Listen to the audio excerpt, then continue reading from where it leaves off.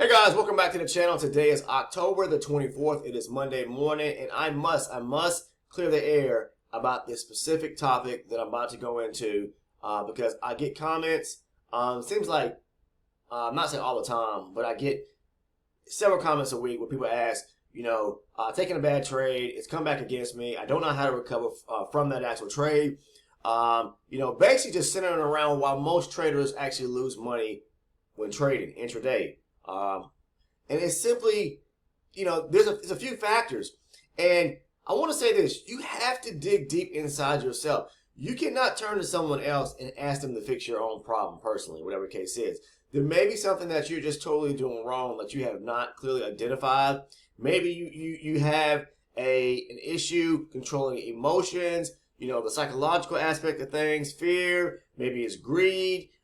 Maybe you're overtrading. We're going to touch base on a couple things because I talked about this in the past, but I get the same question all the time, and I want to kind of clear the air in this video here, and I want people to watch this video because it's very important. This video is impactful because no one single trader, regardless of who is trying to, or who you're learning from, or who you may be taking a course through, or who you may be following content on, no one can tell you how to control yourself before you enter or where to exit a trade. You have to be able to develop a skill set. You have to craft your own skill set. Learning something is only half the battle, but controlling and crafting who you are as a person when you're actually trading, crafting yourself to become a great trader is the bigger hurdle that you need to accomplish and get over, okay? And I tell people this all the time. The biggest thing that stands in people's way of trading is themselves. I say that all the time. It is themselves, and that's the problem in most instances in life. People block or stand in their own way. They are their own barrier, their own roadblock. It's all up here, okay? So no one can you see. I think the frustrating thing about most people when they see people trading is that they're successful, or if they're successful, they want to trade and be like them, and that's fine. You can do so, but the key to doing that is they have experience, they spent time, they back tested, they've had years of experience of trading, they understand how the markets move, they come up with a solid trading plan and a strategy that actually works, okay? Because you have to have, a solid plan that works, and they stick with that. The routine, it's almost like it's their Bible in a sense, to where, or a handset of rules, a guideline that they use day in and day out, and they don't deviate from that, okay?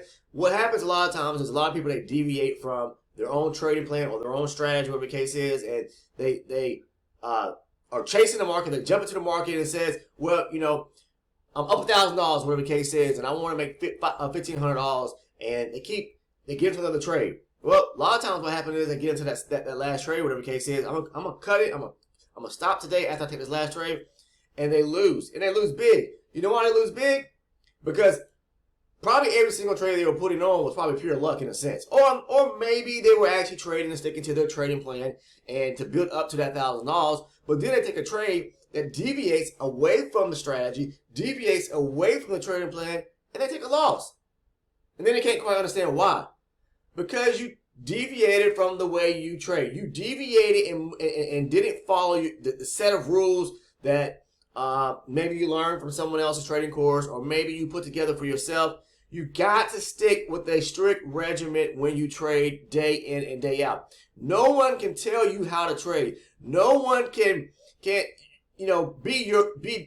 a robot for you. You have to be able to do it yourself day in and day out, okay?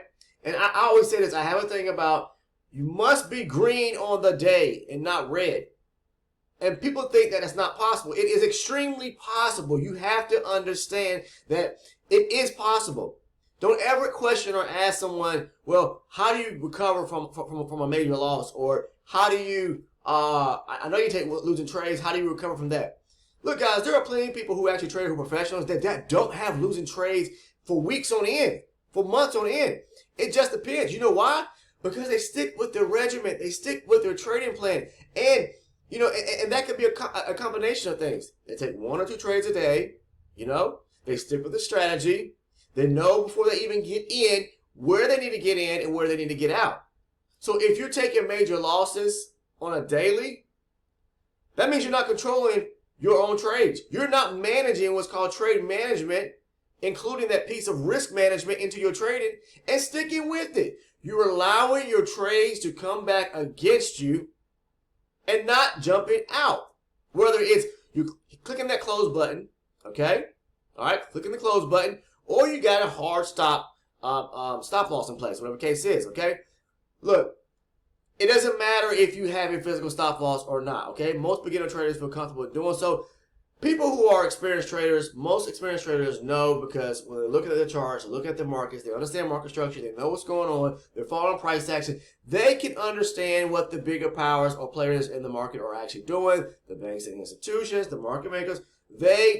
It's their goal to move like them. We as experienced traders know that we need to move like with the bigger players, because if we don't, we're going to get smacked and rolled over real quick, okay? And they will, okay? Roll over you real quick. So you have to understand how the bigger players move and move with them. Don't ever move against them, okay? So there's rules that come into play here, okay? All right, you have to understand that. Most times you always hear me say, it's very important. This is very important to trade with the higher time frame. Don't trade against it. Yeah, sometimes I would counter and trade against the higher time frame, okay? But I'm scaling down to a lower time frame chart. And it's all based around supply and demand. So I already know trading supply and demand that what? That when I am looking for a trade, the probability stands in my, in my favor, because of the fact is that I'm taking moves or small or what I call, I guess more intermediate or short-term moves off supply and demand, but there's still supply and demand zones where the market, where they had aggressive selling or aggressive buying. Somebody made those moves. It's the bigger players at hand, okay? All right? So I may take a short counter trend trade either at an area of supply and demand if I see what's going on and notice, looking at price action, okay? It's still possible to do so. But before I get into that trade, I know exactly where I need to get in and exactly where I need to get out. And that is something that you have to practice over and over and over and over again. And that's called going through your charts, back testing. Regardless of the strategy, you have to understand just knowing a strategy is not the whole thing, okay? All right? Because you can be trading off of a particular strategy off of a higher time frame chart. You don't have much capital to trade with, and then you set yourself up for failure, because you got to understand the higher the time frame chart you trade from with a particular strategy, regardless of what it is, okay? What happens? The larger you are going to have for a stop loss, okay? Because trading off of a higher time frame, the higher you trade from the higher time frame that you trade from, your stop loss is going to have to be larger, because the market is going to have its swings. It's going to move. It's going to push up, pull back, and test areas of support, or it's going to push down and pull back. It's going to test areas of resistance, and probably break to the area of resistance, and there could be a supply level sitting up there that it wants to test, whatever the case is. Who do you think is making those moves? And you got to understand, the goal of the bigger players at hand, the goal of the banks, the institutions, the market makers is to stop you out completely. They know where people are probably going to put their stops in, and they're going to, what I call, shop for stops, test those areas, and take your money. All right? So this is why I devised a strategy that works for me on my end, and I've been successful in doing so for year after year after year. I post my trade performance, and I show you guys, in doing so, whatever the case is, how many ticks in trading I get a day. I take the money piece away. I think people are caught up also in the money piece of things, and that's great, because yes, at the end of the day or the week, we do want to see what we accumulate, okay, and that's fine to feel good about and solid about.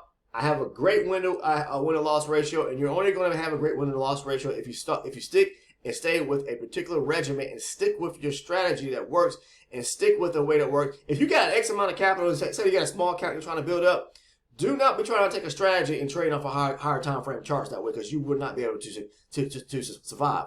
Okay, this is why I devised a trading plan that works for me. A lot of times you see me trade from a 12 range chart, because I had the capital to kind of weather through the storm, whether it's a 2.5, 3 point. I try not to go more than 4, definitely 3 points, whatever the case is, if the market comes back against me. But it's not about the number of points, because people always ask, how many points is your stop loss? How many points is do you place for, or how many ticks is your stop loss, regardless of the fact? And I say the same thing over and over and over and over. You know what that is? Guys, take the ticks and the points out the picture. Just saying that I'm gonna have a catch-all rule to where I have a 3-point stop, a 4-point stop, a 10-tick stop, whatever the case is. That is all dependent on what type of time frame chart you're trading from. Okay, all right. I'm not saying time frame mean like a 15-minute, 30-minute, hour chart, whatever the case is. I'm talking about all charts inclusive. Me, a higher time frame is a 60 range. If I take a trade off of a 60 range chart, the way I trade, using the strategy I use, can I do it? Yes. But guess what? I'm going to have to, and let's say for instance, use an example, price taps into an area of supply or demand. And I go to take a trade off of a higher time frame chart, like a 60 range chart or a 60-minute chart. What do you think I'm going to have to do? I'm going to have to have a serious stop loss once price gets to that area of supply or demand, because price may push up, it may pull back hard. I already have my area marked. If I'm trading from an area of demand, I already have a support level marked to where I don't want to see price pull back to. But price may come back to that support area tick to tick. And guess what? Stops you out. So you have to be smart as a trader to understand, especially if you got a small size account, what time frame or chart should I trade from? If you got big money and you want to swing trade or whatever the case is, and you want to take a trade using the same strategy that I use off of a higher time frame chart, yes, it will work. But you have to understand there's going to be bigger drawbacks or pull downs in the market, swings, before it moves in your direction. And the key to it is knowing exactly where to place your stop loss every single time before you even get into that trade. And I've made tons of videos surrounding this about stop loss placement, even in some of my supply and demand videos, talking about where to place your stop loss. I've covered this topic time and time and time again. The problem is people don't really go back and watch the videos time and time and time again. You got to spend time. You know how many hours I spent watching videos? You know how many hours I spent reading? Hundreds of hours, okay? Hundreds of hours, okay? It does not happen overnight. You have to take the time to learn. You know, when I started these videos months back, what did I say? I put books down in the description portion of the video, okay? You have to be able to not just strictly learn from someone else, unless you want to pay those big bucks to go in and take someone's trading course. And I don't know how well it's going to work for you. Are you gonna come out of it having a great win to loss ratio, meaning that you're gonna have an 80%, 85, 90% win rate? I don't know. I can't answer that for you, but I can say this: there are traders here that have been following the videos or watching these videos from me posting it every single day, and through the live recorded session videos, which I started like months ago. I used to post those things every single day. Then I started shifting and started want to make some more informational type videos to help traders along as well. Not so that you just can see that the live recorded sessions every single day, but to incorporate the style of trading as well as giving breakdowns and talking about how the strategy works, breaking it down, step by step. And then they can use it too. They can take the videos, learn from that in a sense, or pick up, information from it, and be able to look at my live recorded sessions, and they understand they bring the two together. And there are lots of traders here on the channel that, have, I want to say, become successful or in the process of becoming successful, have seen the light. Your trading has turned around. You guys see it because a lot of you who are on the Discord, you see it time and time again. You see people throw out comments, whatever the case is, and they say, or somebody may ask, where can I learn the strategy from? Where can I learn, pick up information about certain things, whatever the case is? And a lot of traders in the Discord will say, what? Go back and watch Mike's videos, okay? And you have to, guys. You cannot expect us to learn something overnight. It does not happen that way. Understand that. So if you're trying to rush the process, then maybe this is not for you, okay? You got to take time, all right? And everybody's situation in life, I understand, can be different, but you got to trust the process and be able to, take the time to be able to learn, okay? I didn't learn overnight. It took me 2 years of struggling to be able to get to the point to where I'm at today. And it was plenty of times where I felt like I just couldn't do it. Not that I couldn't do it, but I just didn't want to do it no more because I was like, and I wasn't one, like I told you guys from the beginning, to lose a bunch of money. A lot of people lose a lot of money when they're trading because they don't take the time to do things correctly.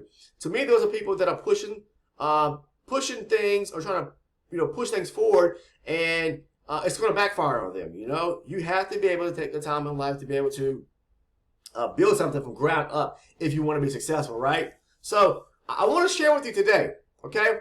And I'm not going to sit here and say this probably be my final time of showing this, but I will show you.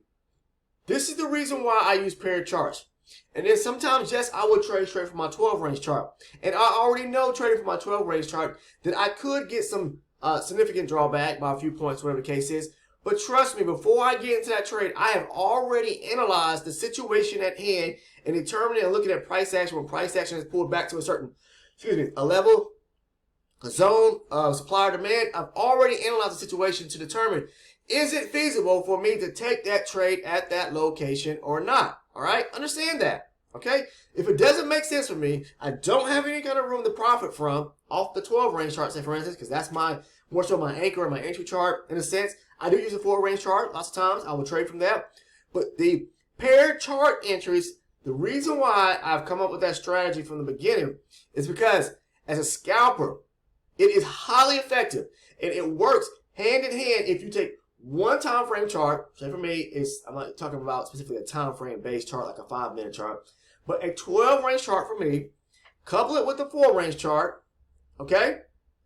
And by doing so, I get that double means of confirmation. It supplies more, confirmation for me to really want to take a trade. If the 12 range chart, I can mark my zone, and then I get over to my lower time frame, I scale down, and then I wait for a structure break, and then I mark another zone on the lower time frame, wait for price to come back to it. I'm moving in the direction on 2 charts. Okay, price has already shown me on the 12 range, the higher time frame in this instance here. All right, using two paired charts together, it's already shown me that the market is moving, wants to move up. Just probably maybe intermediate. It could be a short-term based trade or whatever the case is, or a short-term based move. But once price has tapped into an area of demand, as an example, on the 12 range chart, okay, I go over to a lower time frame chart. I pay attention to what's going on. What I'm looking for is that structure break on the 4 range chart. Once I get that structure break, what do you think is going on? The 12 range already showed me, like I said, from a short-term to an intermediate probably time basis, that the market wants to push slightly higher. The 4 range, which is my lower time frame, which I'm looking to take an entry from, paired charts, it breaks higher and makes break structure. When it pulls back, I mark an area. Well, once it breaks structure on the 4 range, I've already marked the area of demand. So I'm marking 2 areas of demand off of 2 charts, the 12 range, and once I get a structure break on the 4 range. Once price pulls back to the 4 range, it's confirmation time. All I'm looking for now is rejection. Once I get the rejection on the 4 range, boom, I'm in. Now, I have to understand and adjust as well. When price pulls back to that 4 range, to that demand area of 4 range chart, I gotta follow price action to see if I'm going to have any room to actually take that trade from. Okay, so just because price broke structure on the 4 range, I can mark that demand zone. If price pulls back and starts to break little levels back to the downside, I may not have much room to trade from. Okay, so you got to understand trade management, risk management. You got to understand where to exactly put your stop loss at. I mean, if you are trading with a hard stop, where to exactly put it at. Because if you do not stick with that rule and you keep pulling your stop back loss, your stop loss back. I see people do this all the time. They get into a trade, the market starts pulling back against them or down to the area where they entered the trade at, and guess what happens? They start pulling the stop back, pulling the stop back, pulling the stop back, thinking and hoping the market is going to move in their direction, and it never does. Once it breaks through that area of resting support where you know you should have held hard to your stop, okay? Guess what? Get out. You will minimize the amount of risk you're going to take and the amount of money you're going to lose. Most times, if you got it on a 12 range chart and paired with a 4 range chart, you're probably going to break even and not have a losing trade at all. 1 or 2 stop, or whatever the case is, or I'm not telling you about your stop loss at 1 or 2 ticks. I'm telling you, if you take a loss of 1 or 2 ticks or 3 or 4 ticks, whatever the case is, okay, if you're trading the MES, that's like pennies on the dollar. Even on the ES at 4 ticks, that's $50. It's better to take a $50 loss that you can turn around and then turn back around and make $200 back on, okay, to recover that, than sit there and sit on a trade and take a loss of several points to where you probably take a $400 or $500 loss, whatever the case is, and you may be only trading. Some people, blows my mind. They put $1,000 on a trading account, or $2,500 on a trading account, and they're allowing the stop loss to come back against them $500 a few points on, say for instance the ES, whatever the case is. And they lost $500. You know how much? That's already 25%. Say for instance of your margin. If you got $2,000 in your account and you've already lost 25, taking a $500 loss, you've already lost 25% of your the money sitting in your brokerage account, okay, that you have to trade with. You've got to understand how much money that that you should have in your trading account. And that's one thing I tell people all the time. They ask that question: how much money should I have to start trading? Or how much money, if I want to trade 10 contracts, how much money should I have in that account? You know what? I'm not saying I hate those questions, but I dislike those questions because you as a person have to figure those things out. If you cannot figure those things out, then why are you trading for it? Because that's like elementary stuff from the beginning that a person needs to really figure out whoever the broker is. You should be able to go in there and look at the margins yourself and figure out, okay, I need X amount of dollars to trade this instrument. How much money should I put in my account? How much money am I willing to, from a percentage base per contract, have lumped up into my or put into my brokerage account, whatever the case is.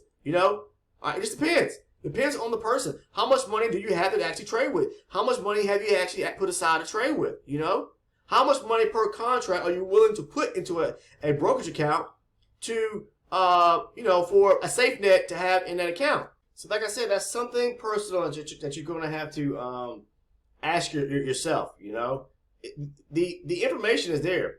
Whoever your broker is, okay? Go there to your broker, find out what does it cost me based on margin to trade per contract, whatever the instrument is, and then to figure out, how much money should you set aside or place into your trading account, whatever the case is, per contract. So let's take for example, just going to use the ES futures, okay?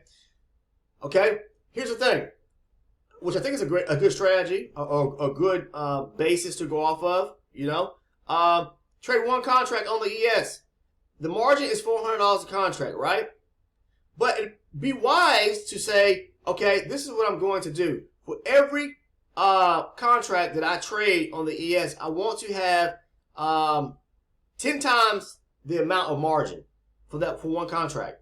So if it's $400 to trade one contract on the ES, you want to have at least $4,000 per contract, okay?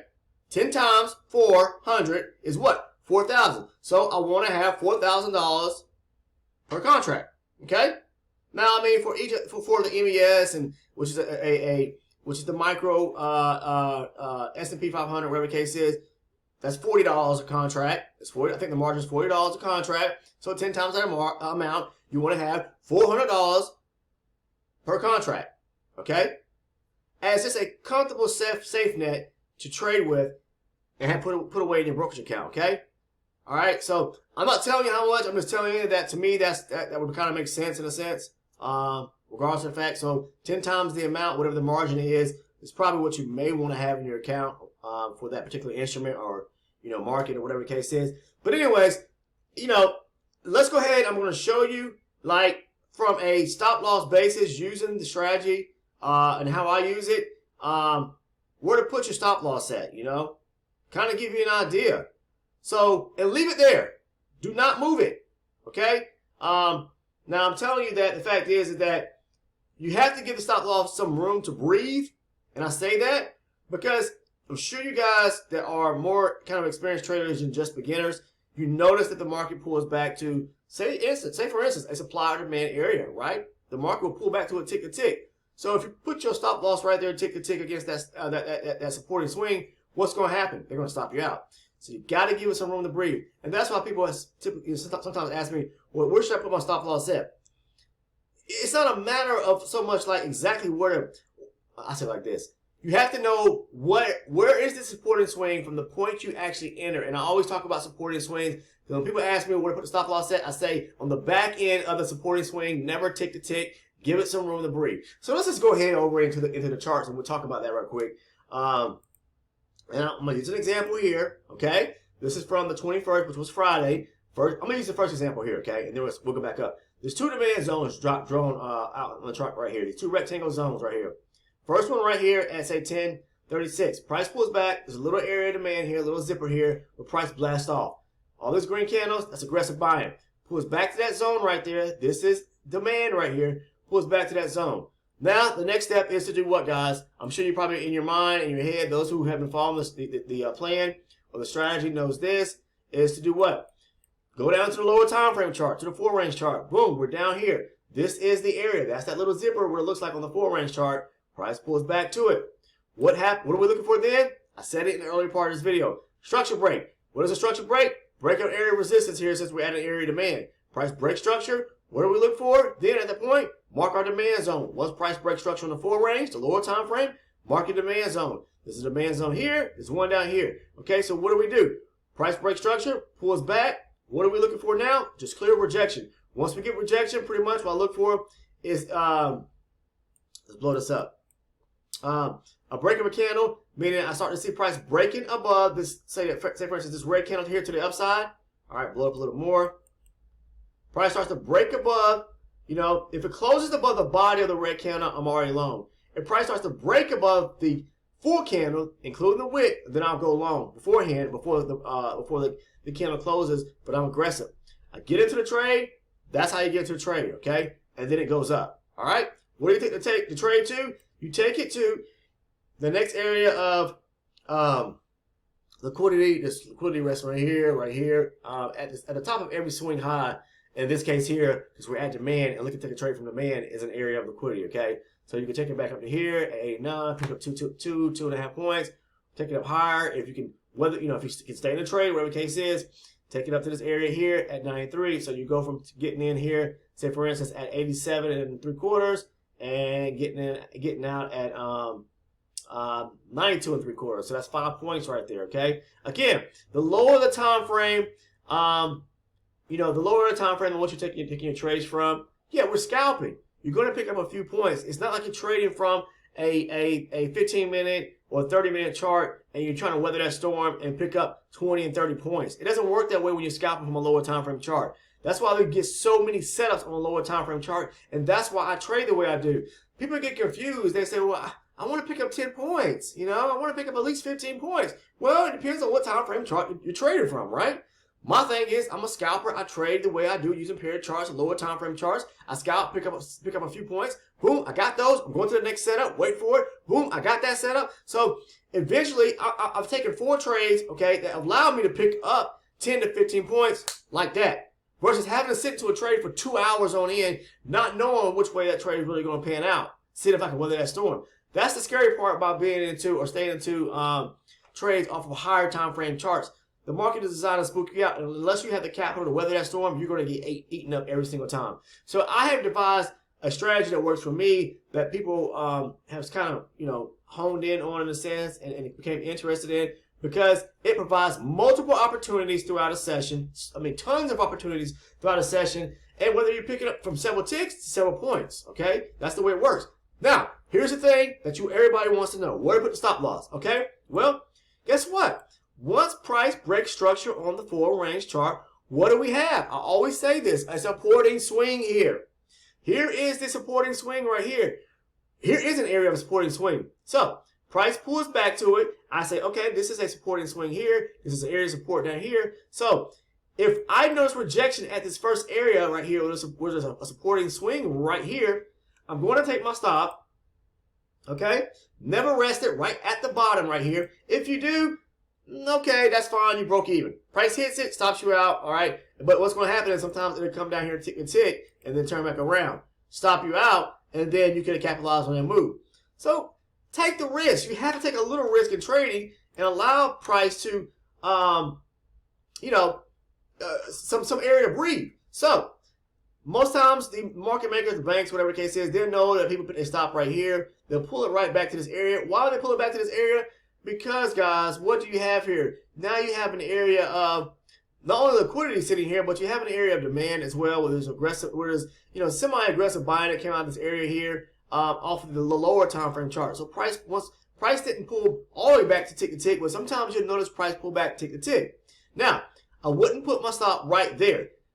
At the supporting swing from wherever you're entering your trade, listen to this. At the supporting swing from wherever you place your trade, or get ready to get into a trade, or interested in taking a trade, wait. I mean, what I'm trying to say is, give that stop, give that area an area to breathe. I would say between 6 to 8 ticks, depending on the time frame chart, whatever the case is. All right. In this instance here, on say a 4-range chart, I'd probably give it somewhere between maybe 6 ticks. Okay, 6 ticks at a minimum. You can give 4 ticks, but that's going to be like 1 candle length here. Okay, 1 candle length, and you're probably okay on a 4-range chart. So maybe you're going to lose 4 to 6 ticks, I'd say. Okay, off the 4-range chart. Now, when you start scaling up to higher time frame charts, say 12-range chart, then those 4 or 6 ticks could turn into 10 to 12 ticks or you know, or more, whatever the case is, because the fact is, in most instances, when you look at like a 12-range chart, each candle is pretty much like 12 ticks. Okay, here the 4-range chart, each candle was 4 ticks, say for instance. So you have to have some kind of point of reference in a sense, not say point of reference, but kind of have an idea of where to place that stop. Okay, because like I said, if you place tick to tick on the back end of this area of support, it's gonna stop you out most times if the market pulls back to that area. So give it a little room to breathe. 4 to 6 ticks. Okay, the market comes back against you. You've only lost 4 to 6 ticks. Hey, you know, on the MES, the micro ES, that's pennies on a dollar. Okay, versus allowing that stop or setting your stop up for several points. Now on the ES, still that's only $50. $50. You know, $50 or $75, whatever the case is. That's still a whole lot better than staying and allowing and setting your stop loss set. You gotta think about it. Why would you don't set up a 4 or 5 point stop loss, whatever the case is, or a 3 point stop loss on a 4-range on something on a 4-range chart? The lower the time frame chart, you want to tidy up on that stop. Okay, the higher the time frame chart, you're going to have to give your stop you know, the market a little bit more room to breathe when it comes in regards to your stop loss. So it's all about knowing where to get in the trade and how to get in the trade, following the strategy each day, day in and day out, and knowing where to place that stop loss at. Okay, you have to understand how the market is going to move, who's pushing and pulling the market. They know where people's stops are sitting at, and they're going to test those areas. They didn't test it here, but they could have. And if you put your stop right here, they're going to stop you out. If you gave it some room to breathe, guess what? They may come down to this area. You know why they may come down to this area? Because it's another area of demand. And if they do, then you got stopped out here when price came here. Okay, all right. And there's another area price could actually reject from. Now what happens is that let me explain this. If price comes down here, you have another area of demand, right? Like I said, so it could break this little area here. So let's say you give yourself 4 tick stop loss right here at the bottom of this. So we're talking about let's see, right here. There, you're already at that next area of demand. All right, price come to it, it stops you out. So maybe it's smart to maybe put, if you got a demand area here and a demand area here, maybe put your stop loss maybe a couple ticks below this area here, that final area of support or demand resting right here off the 4-range chart. Okay, but for me, once I notice the area of rejection right here, when I'm into the trade, I'm putting my stop right here, 4 ticks below it, 6 ticks below it on a 4-range chart. Now price comes down, it breaks through this area here, this area of demand immediately and test this area, and then I get rejection right here, this area of demand right here. Then I'm putting my stop once I'm in, right below it, 4 to 6 ticks, whatever the case is, off the 4-range chart. Now you can't do that on the 12-range chart, guys. The higher time frame, remember, you're going to have to give your stop loss more room to breathe. Okay, so that's just one example of a trade. I'm telling you where, you know, how to identify where to put your stop loss at in a sense. All right, let's go to another entry right quick. I'm gonna close the video out because I've been bashing at this way too long. Or let's see, right here, another area right here. This was on the 21st too. Price taps into this area of demand right here. Okay, why is this an area of demand? Because it's a supporting swing coming off of this creation of an area of demand to price move to the upside. Aggressive buying right here. Okay, price taps back into it here around I guess around 10:30. So we'll look at it on the 4-range chart. It's already marked off on the 4-range chart as well. And I need to jump over and start doing some day trading, guys. Get into my own trading and get over to Discord. So anyways, here's the area right here. Here's the area. This is the area of demand off that 12-range chart. Okay, price taps into it. What are we looking for now? We scale down to the lower time frame for double confirmation. Off the 4-range chart, a structure break. Price break structure right here. This area of resistance. It breaks it. What do you see happen? It comes right back. Now you mark your area of demand off of your 4-range chart. This is the area of demand off the 12-range. Mark your area of demand now off the 4-range chart once you got the structure break to the upside. Breaking structure right here. All right. So there's clearly an area of demand resting right here. Okay. Price taps into it. What do you do then? you wait for the rejection, the close of the candle to the upside pretty much. Or if you get a little zipper like a W like we got right here, W formation, breaks higher, go long. And you're looking to take the long back up to, hopefully the top's up here. There's a little zipper right here that price can actually stop at as well. But if you take the trade at the break of above the last down red candle, which would be pretty much at the break of this area right here, above 96 and a quarter, go long, take it back up here to at least right here. So if you got in at 96 and a quarter, you can take the trade back up here to at least 99, almost 3,700. So you're picking up almost four points right there. That's a solid move off of a 4-range chart, a lower time frame chart. Where do you put your stop loss? Gracious guys, I kind of get beat up and frustrated talking about this over and over, but here we go. You put your stop loss. If you're getting in down here where the area of demand is, give yourself 4, 6, maybe a little more, but give yourself some room down here. Don't put it tick to tick right here at the bottom end. This is your support area. The supporting area, which is also an area of demand, put it below a few ticks. Give yourself some room down here at the bottom, maybe 4 to 6 ticks. So if the price comes tick to tick 2 here, it don't stop you out. Give it some room. It comes right to the area of demand. Once it rejects and you're in, put your stop loss where it needs to go. Okay? Below it, 4 to 6 ticks, whatever the case is, off the 4-range chart. Again, the higher time frame chart, you're going to have to give yourself more space when it comes to your stop loss. That is all I have to share with you guys today, and I hope that clarifies what I have been saying for months in and months out, over and over and over in the videos. Okay, I've done those videos, guys. Go back and watch the content on the channel. Please do yourself that favor. Okay, all right. So that's all I have to say. I'm gonna show you guys. Anybody who's interested in joining the Discord, if you're a first-time viewer today, maybe you're on the channel, please take the time to go ahead and hit the subscribe button down below. Click on the bell. Make sure you get your post notifications turned on so that you never miss one of the uploads here on the channel. This was more so of a, not say stressful, but more so of a tiring video for me because I feel like having to go back and talk again about certain topics, on certain topics that I've already kind of hashed out over and over again. It's kind of redundant, you know, in a sense. But anyways, here is the Discord channel, guys. I'm gonna show you this right quick. If you're interested in joining our Discord, everyone right now is tied over into the trading floor channel. We have 2 channels on the Discord. One, general chat. Of course, if you think about general chat, it's anything pertaining to that you want to talk about around the future markets. You can come over to the general chats channel here on our community Discord and discuss it there. The trading floor is opened up during the market session hours to where we as traders talk about our zones and levels of interest. To basically sharing tips and ideas about the market, whatever the case is. So we have a wholesome group of traders, guys, that come together collectively and talk about the markets each and every day when they're open. So if you're interested in joining a great group here, we have over 500 members that are part of the community now.